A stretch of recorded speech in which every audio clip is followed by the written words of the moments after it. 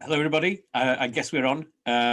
We can't see you in your thousands, but hopefully you can see us.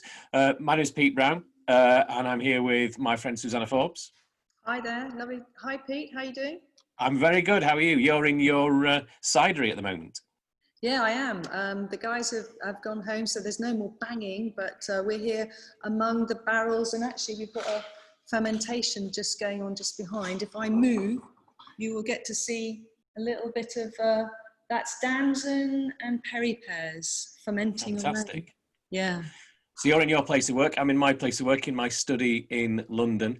As you can tell from my voice, I'm not Welsh, but I'm married to a woman from Cwmbran, and for the past 20 years, Abergavenny's been a second home to me.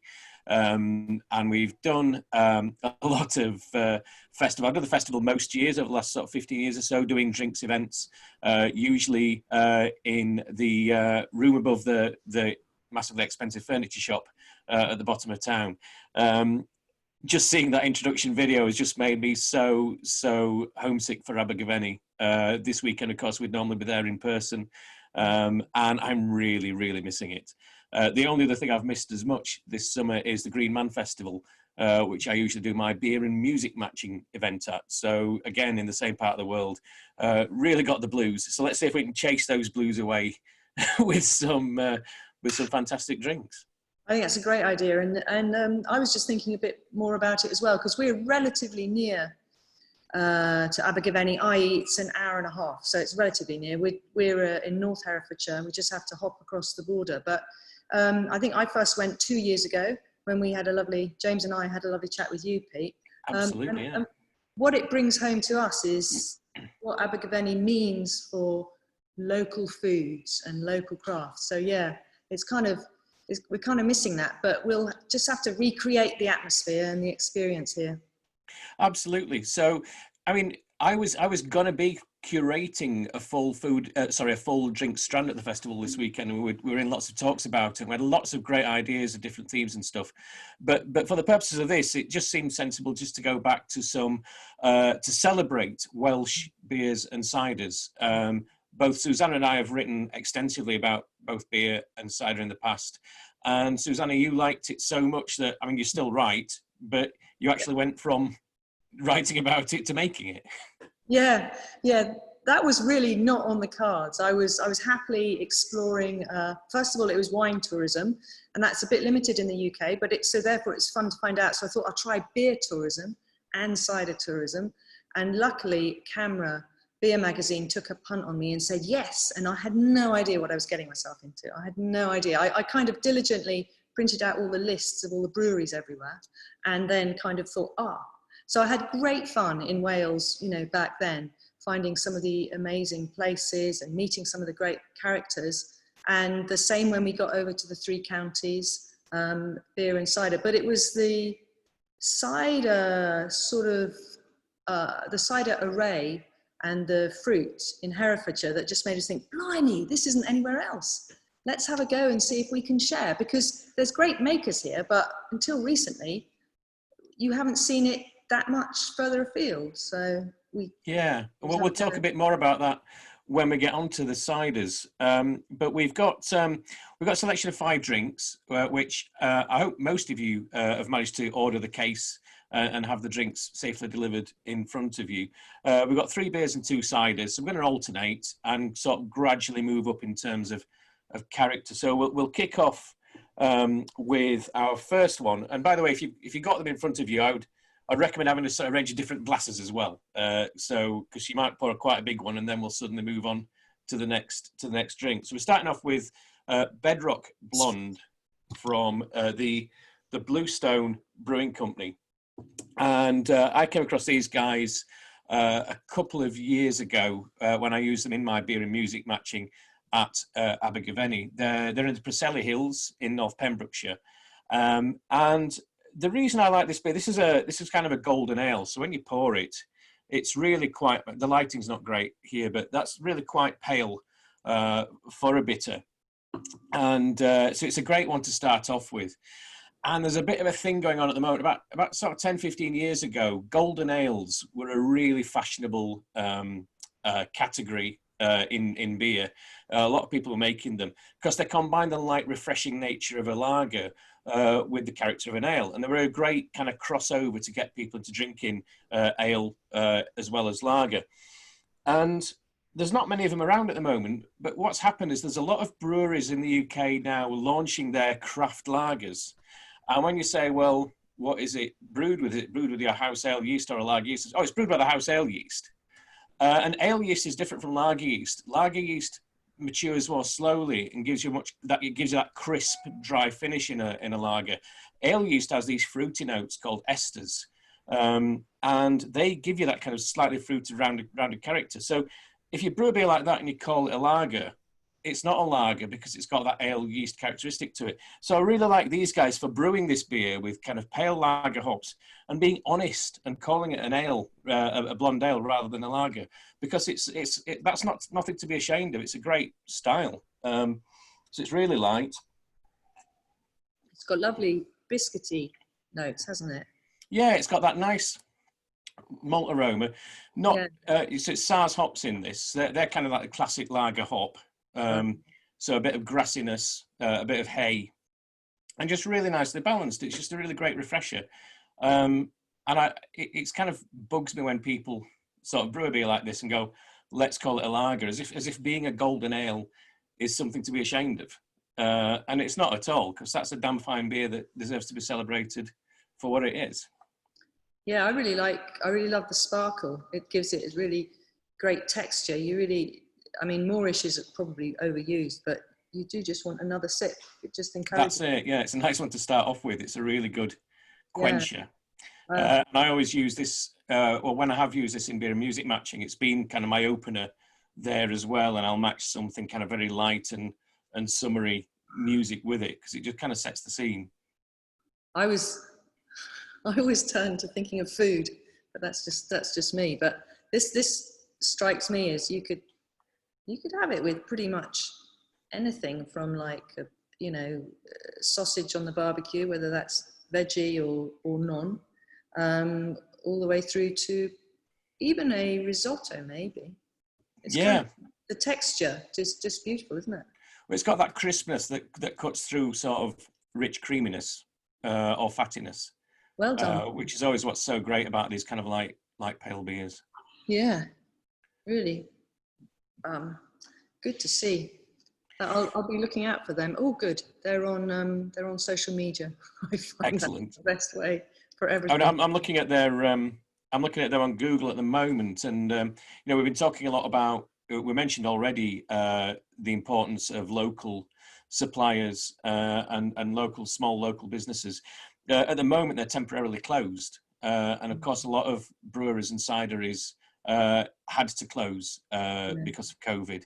And it's touch and go whether some of them will open again. Some people have managed to kind of keep going with home delivery and things like that, but it's really important that businesses like this receive people's support, isn't it, at the moment? It's absolutely vital. I mean, there's good to go for the government support, but not everyone manages to get that, let's face it.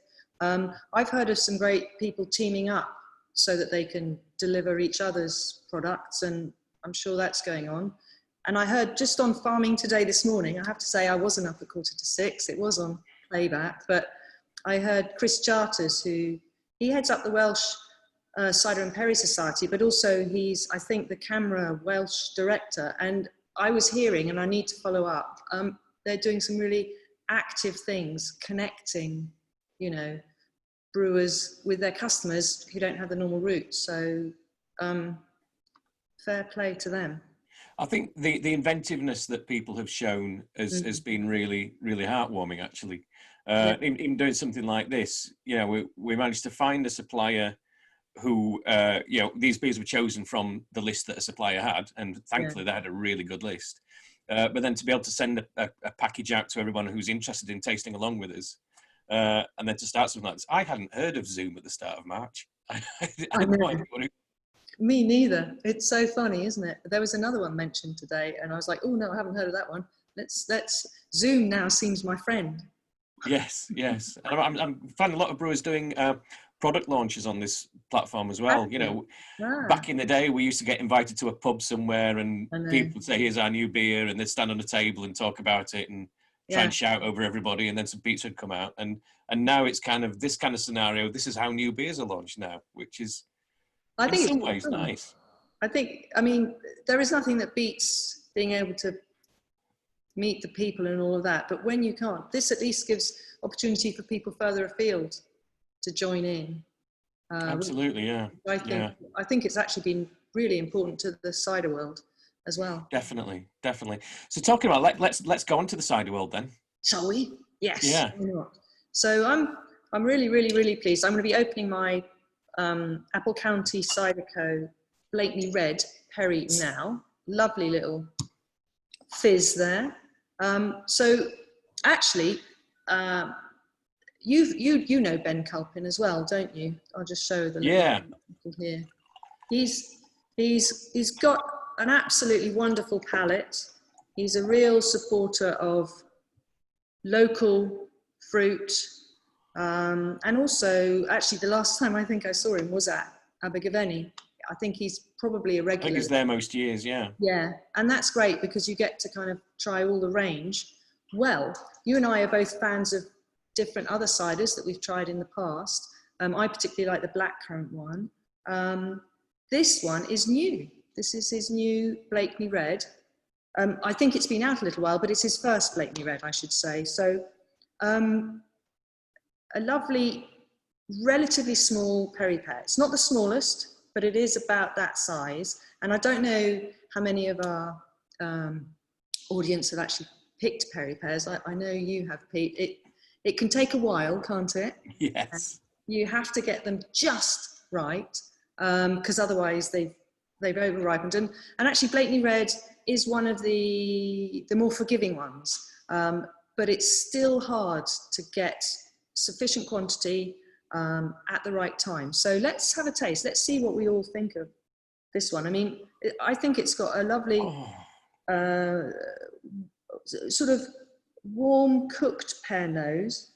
There's a little bit of caramel in there as well. I think beautifully clear. I mean, Perry can be really tricky to get clear, so well done. I'm using my special Hawks cidery tasting glasses that seem to have followed me home. And just when you see it presented like that, that's just, you want that on a dinner table, don't you? Yeah, you really do. So it's quite broad on the palate, isn't it? There's a lovely balance of fruit. Now, to be honest, I'm not quite sure whether this is from Ben's orchards. He's located between Monmouth and Skenfrith, and you must check out whether you can go and see him, whether his shop is open. It's just brilliant if it is. There's so many different things that you can buy from there. I don't know when you go there, but I certainly feel my boots. It's kind of, kind of hard to emerge, and he's so enthusiastic. And I'm not sure if when you went, I met his dogs who were called Pippin and Wurzel. So I think we know where the heart is. But you see, with this one, as he says, it's his first one. It's naturally fermented. He allows it 6 months to ferment in inert IBCs, and then at bottling he adds a little bit of sweetness, because as he says, otherwise it would just be too dry. So I don't know what you're thinking about the balance on this one, but I think it edges towards sweetness and then just pulls back a little bit. So it's really, I think Ben's, it always frustrates when I think about this, because when we talk about cider, we talk about sweet, medium and dry. Yeah. And whenever I taste Ben's ciders, it always makes me realize how limited that is in terms of describing stuff, you know, because it says it's just about sugar or lack of sugar. And there's so much more to a cider than that. It's kind of reductive to think about it on that scale. And this is like medium sweet to me, but that almost seems like a pointless way of describing it, because that's almost the least important thing about it. It's all about the fruit character and that incredible aroma. And I always love it when you get something like this where it feels like you're not just smelling the fruit, you're smelling the whole orchard. It's a line that I use quite a lot, but it really gives me that impression. You're absolutely right. Actually, even more so, you're kind of, if you've actually unfortunately trodden on the pear and it's, oh no, look, there it is. And it really is. It's the crushed pear. The more it warms in the glass, you know, the more exciting those aromas are. And I think that's actually a testament to the care he takes after the fermentation all the way until it gets into the bottle. It's so easy to lose with Perry. Perry is such a diva all the way. But when you can get it right, I think this is great. Well, I'll be looking forward to more of this one from Ben. It's really a beautiful little thing. And I think you're right also about this sweetness thing. I think what helps here is there's a tang in the back. I think if you've got the acids, that's when we can just go way beyond just thinking about sweetness. So yeah, definitely. I think that's a really. Simon George is on the call. Simon is another South Wales boy who now runs Budweiser Budvar in the UK, and he's just messaged everyone to say that the farm shop at Apple County is open Monday to Saturday 10 till 6 and Sunday 11 till 5. So that's good. Oh, that is great news. We love that. If anyone is local to Abergavenny, that sounds to me like a perfect drive out tomorrow to get some of this.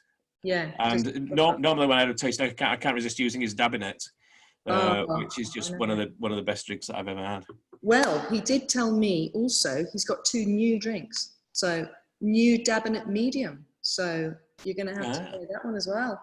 But also he's particularly excited about Brown's medium dry. So this isn't one I've tasted from him at all. So no.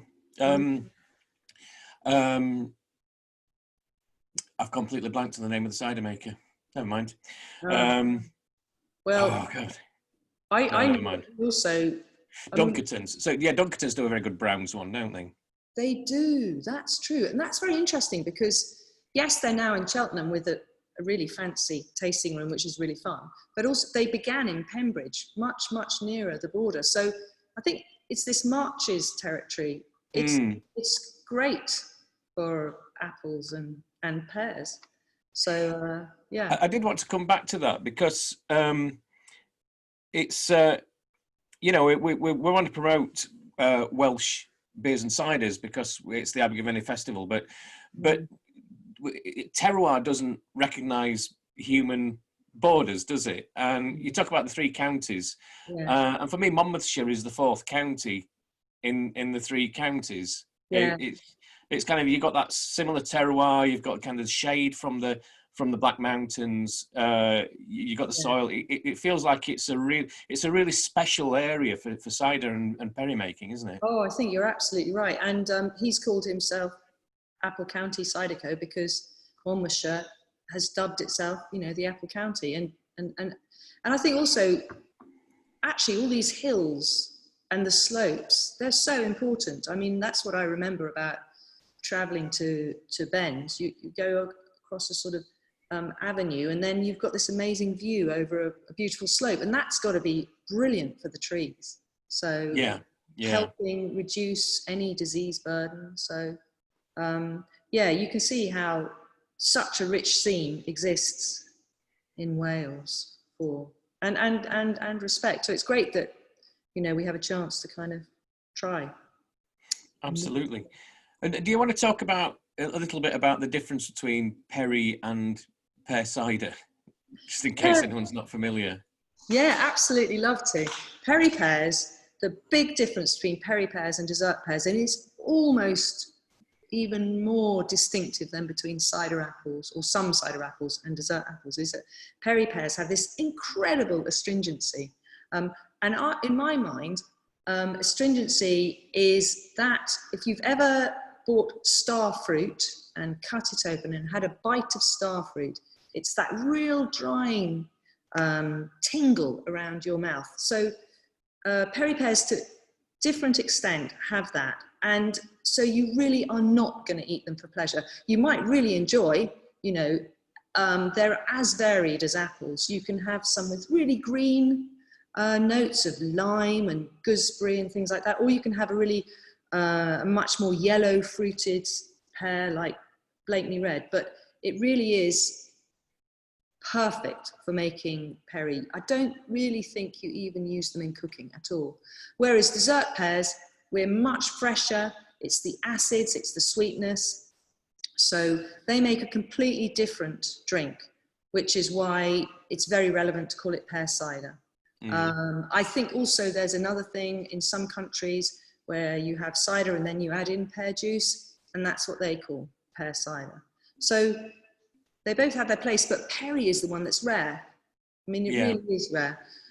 We got told, we're on a farm here, and so the farmer here, he knows someone actually over in Monmouthshire, and he was saying, oh, he's got some perry trees, are you interested? And we're always interested in following up leads and going to see the trees. He said, oh, they're really big and they're really, you know, they're old and all of that. And he said, and he had someone in to identify them. And this is the farmer saying, he had this apple geek came in and he was very excited because there's only 3 trees left of this and 2 of the others are not in such good nick. And you think, this is what happens with perry.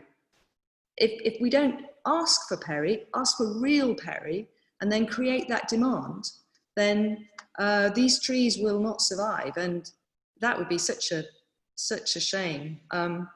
We were, I'll just say one thing, we were at the Hereford Times where we were lucky enough to pick up cider producer, but we were with Sebastian Bowen, who is the head of Herefordshire Council.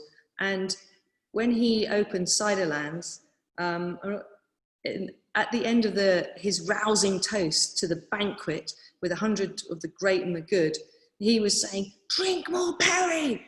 And he is a thespian. So it was like, we were all going, yeah! So that's what I'd like to It's just one of those lost treasures, isn't it? It's just an absolute masterpiece. And it's so specific to those 4 counties, really. It really is. They try and, over in the States, they will bring over some perry trees and they will, and we had some really lovely ones in New York State, but that's just beginning. You're right, this is a real heartland. So again, I just heard this morning, because Tom Oliver was speaking of Oliver's Cider and Perry near here. He's a brilliant perry maker. He was picking thorn and he was telling Farming Today about that. And I was hearing about Weston's, and Weston's keeps going with its perry, which is just brilliant.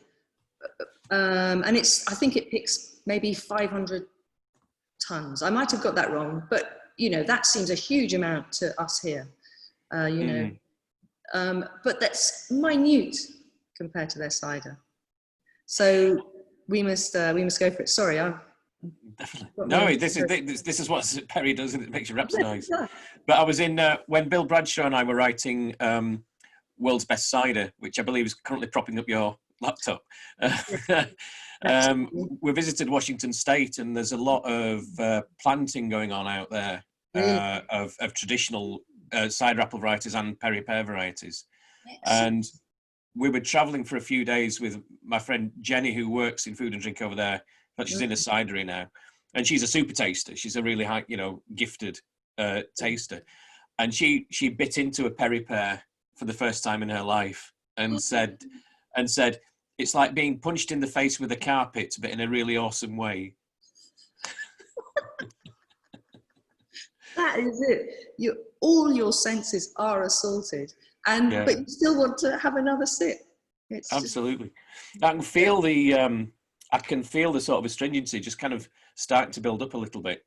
Yeah. And so I think I'm going to move on to our second beer, which is another one that I discovered from at Green Man, the Treforest Brewery. And the problem with me doing so many events in Wales is that it's inevitable that I offend Welsh speakers at some point with my dreadful pronunciation. But they, in Welsh, they're Bragditwt Lol. And they have, a bit like Tiny Rebel down in Newport, they do have a bit of fun with puns using Welsh and kind of faux Welsh. So this is Tutti Frutti, which I'm sure is authentic Welsh, traditional Welsh language. But it's kind of it's a pale ale again, but as the name suggests, a little bit fruitier.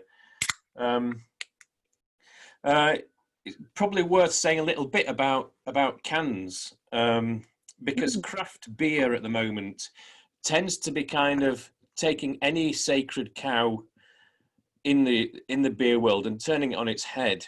And until about 10 years ago, any beer drinker would say, you know, you want to get a beer on draft. If you can't get it in a bottle, that's okay. Cans, that's kind of that's for cheap sort of cooking lager, and it's not a great format to get beer in. And craft brewers have made cans into the kind of most aspirational format now. It's taken some doing, and there are some product reasons for this. You know, if you had beer in a clear bottle like this, light strike, UV rays create off compounds in the hops, which is called skunking. So and any glass that lets a certain amount of UV in, and a can doesn't let any in, so it keeps the beer fresher. It's lighter than bottles. It's more environmentally friendly. It stacks better. And then from a design point of view, you get this lovely big sort of canvas to play with. So cans have become a really, really fashionable format to serve beer in. And I just think that does look like a great package. You know, it's obviously a lot of fun. It's young, it's irreverent, and it's breathing a bit of energy into beer, which some people start to see as quite old and fusty, really. Yeah, I think you're right. It really has changed the sort of impression that we all have, and it's a great canvas. We get a nice chance to read something.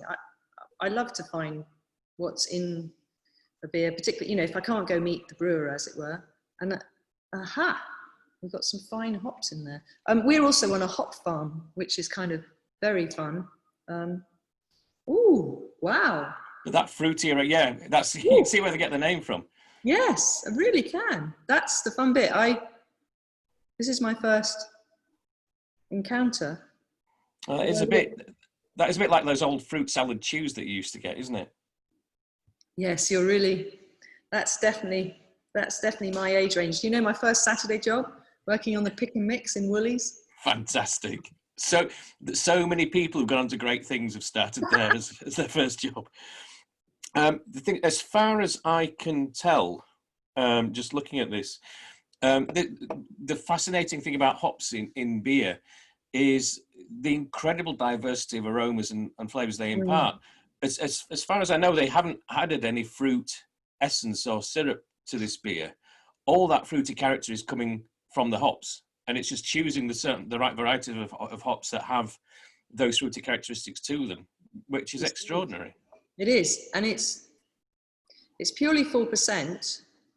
And I mean, I'm saying this not necessarily that sessionable is what I'm after, but the point is it's actually more difficult to carry great flavour at a lower ABV. So that's got really good, but again, the texture is just fantastic because the sparkle just cleanses the palate, but the clarity of aromas is really fun.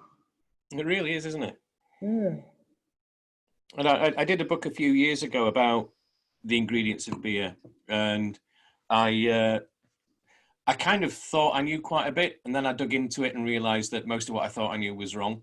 But hop picking, because I guess we're kind of coming towards the end of hop picking season now, and you've got hop yards around you, haven't you? We've got maybe another 8 days. I mean, it is literally like that. Maybe another week. Yeah.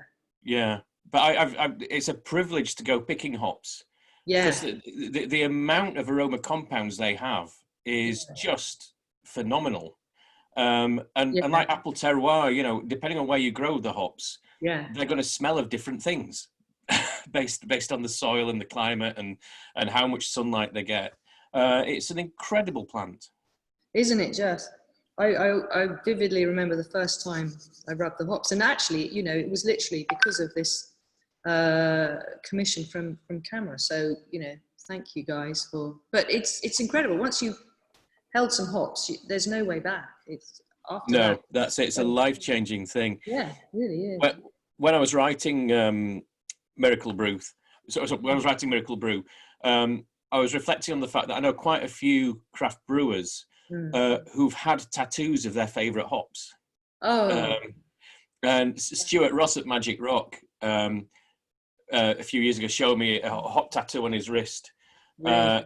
And I was taking the mickey a bit, and I said, "Oh, what variety of hop is that?" And he looked at it and went, "Hang on, I'll just find out." Paul from Charles Ferren's just in the next room. So he came back and said, "Oh, it's an experimental variety called..." So he actually knew what the variety was. But I was saying in the book, you don't get. In fact, I think we've got I think Bill, who is a baker, might be on the call. But I don't know any. I don't know any bakers who have tattoos of wheat, or butchers who have tattoos of their favourite cut of beef. You know, there's a level of obsession around hops that I just don't think you get in any other product. I think it captivates you, it seduces you, and then you do become your own little hop hunter. And Yes. I love what you're saying about the terroir. So some of the American from the same sort of Northwest, isn't it? They grow them here, and my, they're different. It's quite something. I really, well, this is really, really fun one. Have you tried this one before, the Tutti Frutti? Again, I've used this at Abergavenny, at Green Man a couple of times now. Yeah. And I love putting this with something really summery with jangly guitars. Yeah. And when you get good weather at Green Man, which is not often, but if you're there when it's kind of sunny and blue skies outside, this is the beer that you want. Yeah, I think you're right. Now, we're just talking about some of your books. So tell us what you've been up to on the writing front. So what are you involved with right here, right now? So before we're getting out all these Welsh beauties, what have you been up to? So if anyone thought I was going on a little bit too much about the can and the pictures on the can, so Canberra publish a lot of books, and when lockdown happened, two things happened. One is that all my work dried up. I write about pubs and beer, and all the pubs were shut. And the second thing, Canberra had a lot of books that they publish each year around pubs, and I got this call from the publisher at Canberra going, all the books we had scheduled for this year involved travel as part of the research for the book. Now that can't happen, so we've had to shelve every book we're going to publish this year. Have you got an idea for a book that you can write at home and turn around very quickly? And that thing you see in movies about when someone looks at a notice board behind a guy's head and goes, "Yes, my name is Mr. The Sunday Times," and I just went, "Yes, I've got an idea for a book about beer can art and beer labels and design." And I went, "Have you really?" And I said, "Yeah. I've been thinking about it for ages." So it's great. Write as a proposal, commission it. So I've spent the last few months collecting fantastic beer label design, bottles, can art, that kind of stuff, doing a very lush coffee table book with lots of lovely pictures of beautiful beer packaging, but also kind of because I used to work in marketing, the text is kind of, this is how it works, this is the way that branding works, this is what makes things sell, this is why beers always used to have that kind of racetrack oval on the thing, and medals and things like that, and then craft beer comes along and it's very anti-establishment, so it kind of tells the story of how beer is sold. Brilliant. So we're putting the finishing touches to that now. I know we have, haven't we? We've got a little bit of sociology coming in there as well, haven't we? Because the beer. I've always been interested in these drinks. Yeah. I love drinking beer and cider, which may be obvious, but my route into it was the cultural side. Was the sort of what does this mean? What does it say about what makes us tick? Why do beers help define who we are, and that kind of thing. Colin Edwards has just found a link to the book Beer by Design. That's very impressive, Colin. I haven't even seen that yet. So there's a link to the book, so you can pre-order it in the messages. That's fantastic. This is very collaborative, this session. It's really good. Audience members normally just have to sit there and listen to us, and now they're off researching and helping us sell books, which is fantastic. Yeah, we definitely like that. And design and branding is so fascinating. I remember going to the museum in Burton, and that's where the first trademark, is it Bass, was the first ever? Yes, it was the first registered trademark in the UK. Yeah, and you just think that red triangle. that's amazing.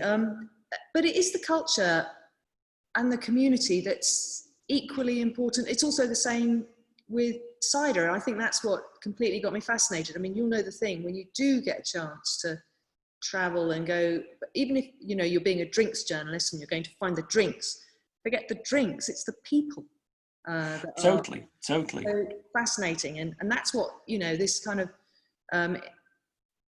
places like Abergavenny, where they treasure the craft that goes into making things, because you're not going to find a bloody Rolls Royce out there, that's for sure. We're in it because we're mad, you know. It's kind of the ingredients though, and then what you can do with them. So yeah, we'll have to come back to it maybe after the next drink, but we need to hear about your other book, because that's yes, of course. But yes, so the thing about the people and the culture and the place. So Bill and I wrote World's Best Cider, which was published in 2014, and that involved going to obviously a lot of orchards, a lot of cider barns, places like that.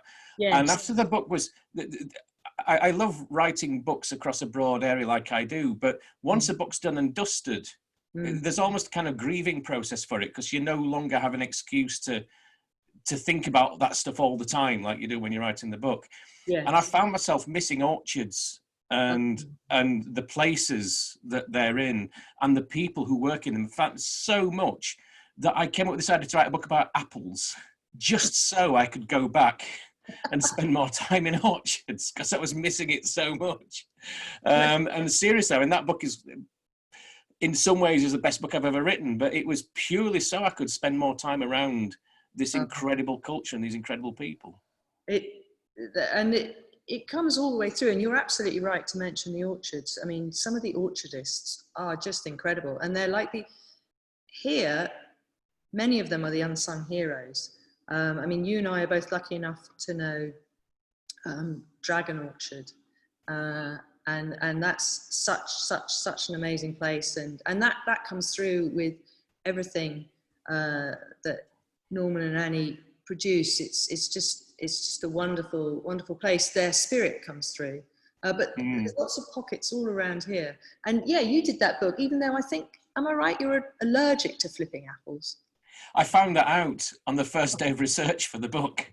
I bit into a Kingston Black in an organic orchard in Hex Orchards, and my throat just went. No. Oh my. Kingston Black. Oh no, it's changed my opinion now. Oh my goodness. So that became the introduction to the book. But we need to drink some cider, don't we, while we're talking about all this? We do. And talking about great design. Look at Hallett's just down the road from Abergavenny. Yes. My favourite story about this that Andy and Annie told me was that they got a design agency to help them out with it, and then their name is spelt with 2 T's, and the designer just said, "No, mate, it looks better if you spell it with 1." So they had to kind of change the spelling of the name to make the label look good. I know, this is the power of the designers. So Andy and Annie Hallett, now joined by son Andrew. Just a really inspiring team over there near Newport. Now I'm going to do towards Caerphilly. I'm sure many people who are on with us, they'll know them, because it's an excellent visit. Have you been up to see them yet, Pete? A few times. Yeah, it's an amazing little journey all the way up this hill. It really is. The views, and then they've made such an amazing spot there. You just don't want to leave. We were very lucky last year. The 3 Counties Cider and Perry Association that I'm involved with, we had a little trip. It was in September. So yeah, about this time last year. And we made our way all up there.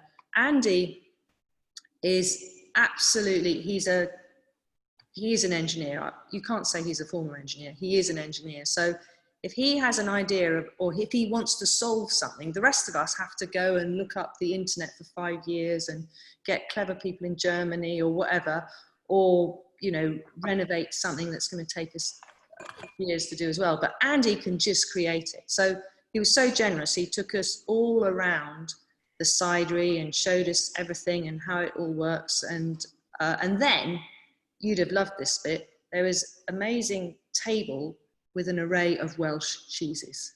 I mean, Oh, yeah. And they each had the name in, and we were just overlooking sort of down the slopes and everything. So it was really idyllic. So if you get a chance to go visit, when we all can, it's worth it, because then you get to try the different ciders that they produce. But what we've chosen is, I would say, the original. So I think if you've got it in your glass, let's have a little smell. I think it's always been a rich one, hasn't it? I mean, through all the years, this is almost sort of a little bit of brown sugar on top of your baked apple, maybe a hint of cinnamon, maybe really ripe peaches. You know, when you kind of maybe have warmed them up, or they've been in a pie, and he's got a great way. Oh, lovely. I should just have to have another sip, sorry.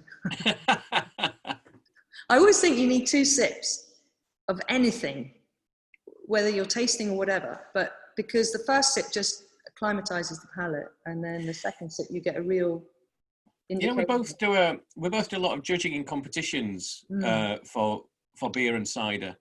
And more recently, I've started to kind of, because we're quite right, they do all the kind of sniffing and swirling to get all the aromas, the complexity and stuff like that. But in competitions these days, instead of that, I started just taking a massive glug. Have you? I just think you need to get the full character of it, and to get it how it's how people normally drink it, and see how that leaves you. Because we don't sip, we enjoy with gusto, and I think it reveals, if you're doing that with a very mindful kind of analytical head on, you get quite a lot more information sometimes, just because you got a big old hit of it going on.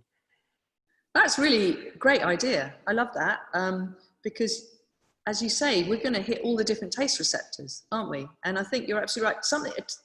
A cider like this benefits from that, because there is so much complexity. So I think, well, there's many inspiring things that the Hallets do, but the way they make this is it's 50% Dabinet and then 50% of older cider. So cider, and that will be a blend of what he has. It'll be cider apples, but it might be Yarlington Mill, or it might be classics that they like, the Harry Masters Jersey, or the Browns, actually. So there's another one who favours the Browns. So I think that so adds the richness. It's quite interesting, isn't it? Because there's a really different connotation with sort of blending across vintages with cider and with wine.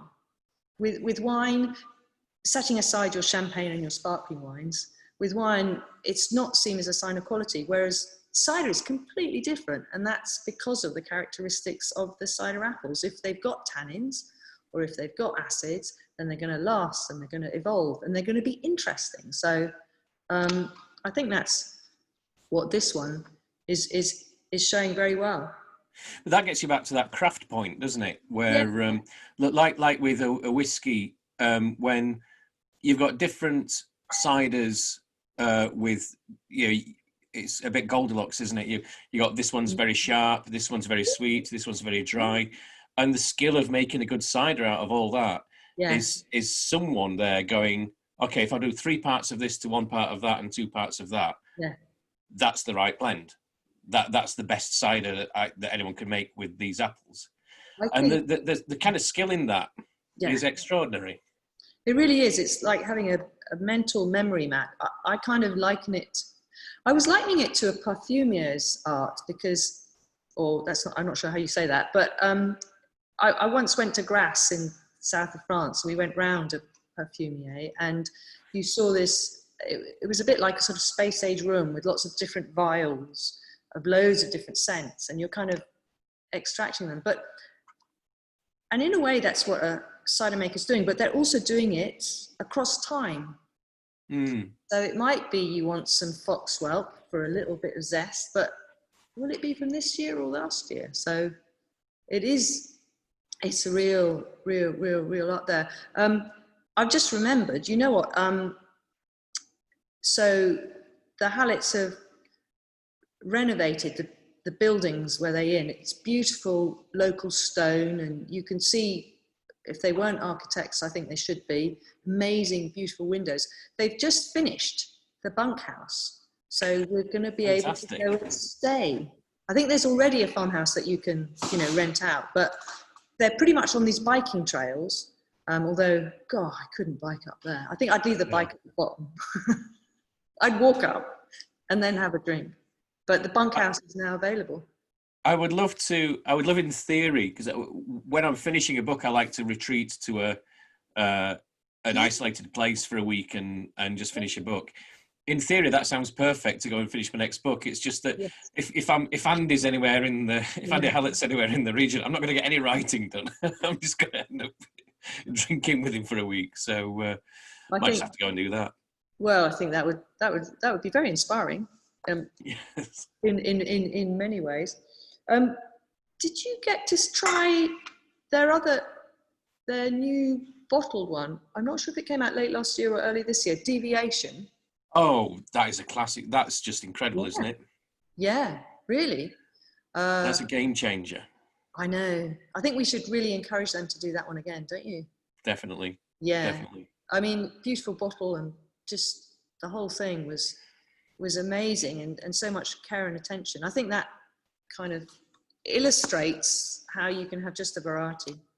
That's really fun. We've talked a lot about how cider sits between beer and wine, and that it draws characteristics. It has characteristics in common with both, but it's its own thing as well. And I think Hallett's Deviation was a really bold statement about how cider could be taken as seriously as wine, and could be kind of, you should be in some instances paying as much for it as wine, and it's just as elegant and just as refined. It just made a statement, didn't it? If you were doing a book on cider design, that would just be, even though it's absolutely so new. I think I wonder have we got time to mention Discover Cider, our the recent campaign? I think we have. We could squeeze it in somewhere. Yes. Just because, again, it's when you're saying how, that's just makes a statement. It illustrates the variety of cider, and Discover Cider is actually a national campaign. For the first time, over 30 different cider makers have got together, teamed up, so that we can help people find out more about cider. So actually, there's lots of fun ways of doing that. There's some fun competitions, and I can give you advance warning on several of the competitions where you might have a chance to win a case of Discover Cider. So one of them I'm going to love, and I think you'll know why. It's going to be cider dogs, photos of cider dogs. So I have yet to suss who's going to be judging that. That will be, the person who's got the best helmet who's going to judge that one. But and I think so. We're on the website and all the social media, and we're really lucky. Gay Cook is our campaign manager, so that's really fun. But there's 3 themes. There's variety, which we've just mentioned. There's the environment. So anyone who's loves walking in an orchard, or who appreciates the sort of biodiversity that orchards help promote, that's the angle for them. We'd love them to try some more cider. And then community. I think we've talked about that. It's really welcoming. So anyone who's watching who hasn't had a chance yet to visit a cidery, please do look them up, because we love to see you. There's the Welsh Perry and Cider Society. Over the border, we've got the 3 Counties Cider and Perry Association, and we're just about, how often have you heard that? Just about to launch our revamped website. And actually, one really fun bit with that is, as well as telling you where you can visit or find people at festivals when they start again, more importantly, farmers markets, we're going to show you where you can go and volunteer if you fancy, going and helping for a day or a week if you want to learn. So it's a really fun way of getting involved. I would love to be doing that right now. Spending some time just picking apples and pressing them. Yeah, That would be fantastic. it is. Let's move back onto beer for our final drink. Final. If anyone's got any questions, if you want to start using, just posting them in the Q&A bit or on the general chat bit. And as we talk about this last beer, we'll take a look at them and answer some in the last 10 minutes or so. So our final beer is, here we go, Currigle. I think that's right, Currigle. From Thomas and Lilford, another quite new Welsh brewer in the Vale of Glamorgan. They have a strap line about kind of like new ideas and old traditions, which I think is a really interesting approach. It's not like unique or anything, but you find, particularly in beer, I guess in cider as well, you get these two extremes of people saying, we've quite rightly saying we've got this important old tradition, it should be preserved, it should be treasured, it should be protected, and that's absolutely right. But that often means nothing ever changes, it stagnates and stuff. And so then you get a reaction against that, which is kind of a punk attitude of let's burn everything down, let's be different for the sake of it, let's pull down the statues and do something completely different. And I think if you can balance those two approaches, that's where it gets interesting, when you've got respect for tradition and some fresh ideas to kind of mess it around a bit. That's where I find the most interesting products come out. So this is a traditional dark beer. They don't call it a stout, but there is a tradition in Wales of these dark ales that didn't really catch on anywhere else. It was kind of more mild or porter or stout, and there is this Welsh style of dark ale. And this one is brewed with seaweed, which really complements the sort of dark richness. Gosh. Is there so you get all that coffee. Yeah. And again, that coffee is from, well, it's not from the hops this time, that's from the malt and the roasting, the kilning that's gone on with the malt. And then just that slight saltiness. Goodness me. Seaweed. Wow.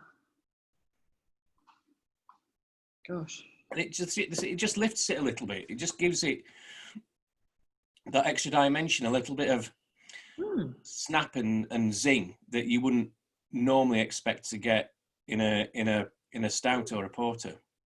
Yeah, it does. You've got that rich mellow unctuousness and then just that kind of slight liveliness as well. Yeah. I'd never had a seaweed stout before. You're right though, because it's really not as heavy as some of the other dark beers I've had. No. And I wonder, I suppose, I don't know. I mean, I'm loving the label here. Yeah, very elegant, isn't it? Yeah, it is. The Pembrokeshire Beach Food Company. Great. That's a good one. Yeah, they won really big at the BBC Food and Farming Awards. Did the they? year I was watching it, yeah. Oh. So they do a lot of stuff with seaweed, obviously with crab and scallops and everything, but they do quite a lot of stuff with seaweed as well. Amazing. I wonder, do you have a feel for how come there is this tendency for lovely dark beers in Wales? I mean, I wonder why it's kind of, they've made it part of their own. Do you think it's I don't know. Buster Grant at the Brecon Brewery is a real expert on this. He's studied the style in a lot of detail. So it's like at one point, Brain's Dark was the only existing sort of example of it, really. Yeah. Brain's Dark, it's not really a stout or a porter, it's something else, but it's kind of that dark colour. I think this is really yummy. And again, I hate when things get pigeonholed. And this is something that defies that, because, it's just like ciders for all year. It's not just for summer, but, and again, dark beer, you'd enjoy that in the summer, wouldn't you? Absolutely, yeah. Blair, our assistant cider maker, he's a mean guy on the coals with the barbecue, and he does a great really great grilled mushroom. So this in a mushroom Oh burger, yeah, yeah, yeah, just that would really go, wouldn't it? really, really, ooh, Um, the nose. Also, we followed a fairly traditional, a conventional approach to a tasting here, in that we've kind of gone from delicate through to heavier and Mm. more complex, Mm. and so this was definitely the one to finish on. Mm. But given that it's such a big beer, it is still only 4%. Which So is again, really, we've got this thing of flavour at low yeah. ABV. I think that comes back to craft. That comes back to really knowing how to handle your ingredients, which means I can ask you about your craft book, doesn't it? Yeah. Hooray! It has been a bit insane on books, even by my own standards. So in March, I had to quarantine about 2 weeks before lockdown started. I'd been traveling quite a lot, and my wife has bad asthma, and we didn't know if I had it or not. I had a bit of a tickly cough, so I had 2 weeks living in my study in this room, disinfecting everything every time I went to the bathroom, and Liz bringing meals to the door and me leaving the empty dishes there and stuff. So that was kind of a weird 2 weeks, and lockdown started just towards the end of that. And then neither of us had any work or any structure to our lives or anything, no income. So I came up with this idea to write and self-publish a book in 13 weeks, just to kind of give us a structure and a framework to shape our lives Yeah. during lockdown, and hopefully have some money out of it at the end. And yeah, so I wrote this book about craft, which is, it's a very overused word in beer at the moment. And I tried to talk about craft and situate it in that broader sphere of like the arts and crafts movement, and the broader approach to crafting things, Yes. and say, if you look at craft from that point of view, how does beer fit in, and does beer fit in? Yeah. And so it was very refreshing to look at it, not starting from a point of view, the debate within the beer world Mm. is kind of coming, well, who owns the brewery? Is it independent? Is it owned by a multinational and stuff? And instead of that, you're looking at, well, what are the techniques and the methods that people use, and what's the intent, and it's all about the skill of the craftsperson, Yeah. which we've talked about quite a lot, and those skills tend to be innate. They tend to become so learned by a Mm. good craftsperson that person then can't describe what they're doing. If you see someone, if you ask someone, tell me what you're doing there, quite often they can't tell you, because it's just like, well, no, it's in my hands, it's in my nerves, it's in the way I hold my body, and you can't actually articulate it because the skill is so deep. So it was a really fascinating thing to look at. I think that's really wonderful, and I'm definitely making my reading week a reading month so that I can catch up on all these really important terms. But I think actually what we've had the good fortune to try today, I think that really illustrates a lot of what you've been talking about. It's kind of, there's a lot of craft in what we've tasted, and people There really is. really had a chance to sort of imbibe, but also they imbue their drinks with their philosophy, I think. So Yeah, and that's the thing. One of the important aspects of craft is, because craft grew up as a reaction against kind of, the Industrial Revolution and production lines and that kind of thing, where people are kind of putting in all their labor and all their work, but nothing they do makes any actual difference to the output, And there's this idea that with industrially produced goods, what the thing's going to be like before you've even started making it. Yeah. And the idea of a craft produced product is that halfway through, I always use the example of furniture making. It's like halfway through carving some wood to make a chair, you hit a knot and you work around that knot and you incorporate that knot into the overall design, and it might end up being slightly different than what you started with, which you get, when you start fermenting a particular bunch of apple juice. It's like, oh, well, that's gone that way, but I could do this with it and bring it back and do that. Same with brewing. When your ingredients are changing all the time based on the harvest and the weather and what it's been like. It was so much warmer this year than last year, therefore my apples taste different. How do I make the same cider if my apples taste different, or do I? Exactly. I think you're so right. I mean, it's the same in beer when you're letting brews kind of mature and spend time and decide their own life and when they're going to be ready. And it's so the same with cider and perry.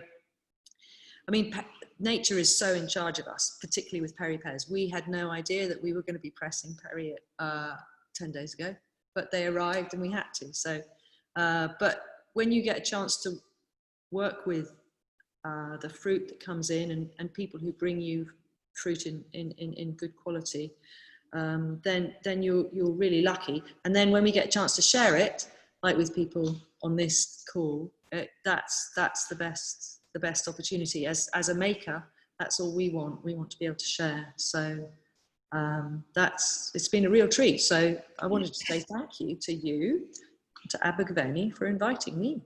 So we've plugged 2 of my books. Why don't we've plugged Discover Cider, but what about plugging your actual cider? Oh, thank you. Well, Little Pomona. Oh, that's really, really kind of you. Yes, we are little, and we're in Bromyard, so we're in North Herefordshire. We're so lucky now to be working with maybe a dozen different orchardists. We started with our own little orchard with it's 120 trees and 4 different varieties. We're really about letting the apple speak, and now the Perry pears that we've been introduced to.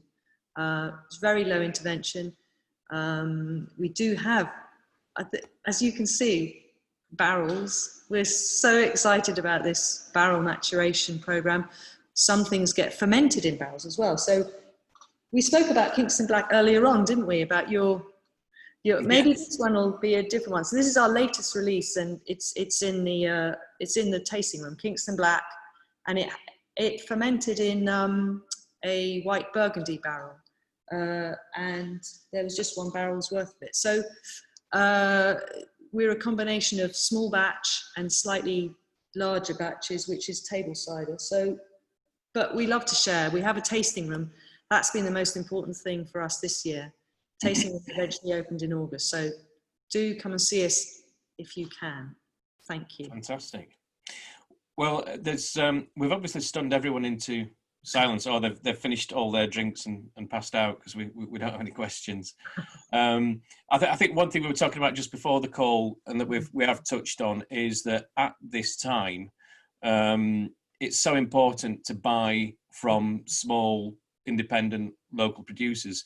The big guys are going to be fine. You know, they're going to weather this. I mean, no one's having a great time of it, but it's kind of life and death for small, independent producers. And I think, you know, just sitting, I've had all of these drinks before, but sitting here tasting them again in this context and thinking about them, there's such incredible skill and variety and pleasure to be had. And we need to make sure that these guys carry on and can carry on making these things.